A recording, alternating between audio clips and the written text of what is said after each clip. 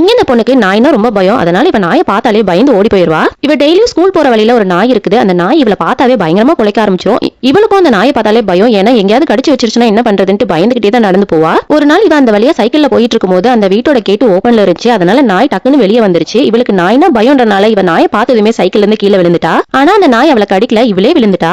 ஒரு நாள் இவ பயந்துகிட்டே நடந்து போறா. அப்ப அந்த வயசான பாட்டி அந்த நாய்க்கு சாப்பாடு ஊட்டிட்டு இருக்காங்க. அப்ப அந்த பொண்ணு கிட்ட சொல்றாங்க, என்னோட நாய் கடிக்கலாம் கடிக்காது, நீ இந்த மாதிரி பயப்படாத அப்படின்னு சொல்றாங்க. ஒரு நாள் அந்த நாயை வளர்த்த பாட்டி இறந்து போயிடுறாங்க. அவங்கள ஸ்ட்ரக்சர்லாம் வச்சு ஆம்புலன்ஸ்ல தூக்கிட்டு போறாங்க. ஆனா இந்த நாய்க்கு என்ன நடந்ததுன்னே தெரியாது. அவங்கள ஃபாலோ பண்ணிக்கிட்டே போகுது. இதை பாக்குற அந்த பொண்ணுக்கு ரொம்ப கஷ்டமா இருக்குது. நாயும் ரொம்ப சோகமா நின்று கூட்டிட்டு போன நம்ம ஓனரை திருப்பி கூட்டிட்டு வர மாட்டாங்களான்னு ரொம்ப கவலையோட பாத்துட்டு இருக்கு. இந்த பொண்ணு அதை பாக்குறா. இதை பார்த்துட்டு அவளுக்கு ரொம்ப கஷ்டமா இருக்குது. இவளும் பயந்து பயந்து அந்த நாய் பசியோட இருக்கும்ட்டு ஏதாவது ஒரு சாப்பாடை டெய்லி கொண்டு வந்து கொடுக்குறா. ஆனா அந்த நாய் எதுவுமே வாங்கி சாப்பிட மாட்டேங்குது. ஒரு நாள் அந்த நாய் வாங்கி சாப்பிடுது.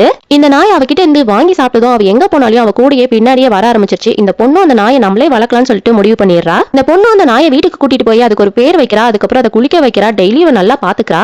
இவளும் அந்த நாய் கூட ரொம்ப ஜாலியா விளையாடுறா. அது மட்டும் இல்லாம இவ வாக்கிங் போனாலையும் எங்க போனாலும் அந்த நாய் பின்னாடியே வருது. இவ ஸ்கூலுக்கு போனாலும் அந்த நாய் பஸ் ஸ்டாண்ட் வரைக்கும் வந்து அவளை பஸ் ஏற்றதுக்கு அப்புறம் பாய் சொல்லிட்டு தான் கிளம்புது. ஈவினிங் ஸ்கூல் முடிஞ்சு அவ வரும்போது அவளை பிக்கப் பண்ணிட்டு தான் அங்கிருந்து கிளம்புது. இதே மாதிரி ரெகுலரா நடக்குது. ஒரு நாள் அந்த பொண்ணு ஸ்கூல் முடிஞ்சு வரும்போது அந்த நாய் அங்க இல்ல. இவ பார்த்து பயந்து போயிட்டு அங்கங்க தேடிட்டு இருக்கா. பார்த்தா அந்த நாயை யாரோ கார்ல இடிச்சிட்டு போயிட்டு இருக்காங்க. இந்த நாயும் உயிருக்கு போராடிட்டு இருக்குது. இதை பார்த்து அந்த பொண்ணுக்கு ரொம்ப கஷ்டமா இருக்குது. ரொம்ப தேம்பி தேம்பி அழ ஆரம்பிக்கிறா. இவனும் அந்த நாயை தூக்கிட்டு உனக்கு ஒன்னும் ஆகாது, நான் ஹாஸ்பிட்டல் கூட்டிட்டு போறேன்னு சொல்லிட்டு தூக்கிட்டு போறான். ஆனா எந்த ஹாஸ்பிட்டலுமே ஓப்பனா இல்ல.